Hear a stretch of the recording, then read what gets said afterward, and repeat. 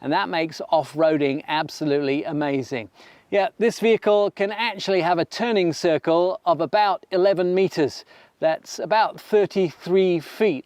Range Rover has made the ride comfortable for not just the driver, but also for those in every row. Less than 0.01% of Americans will take their Range Rover off-road.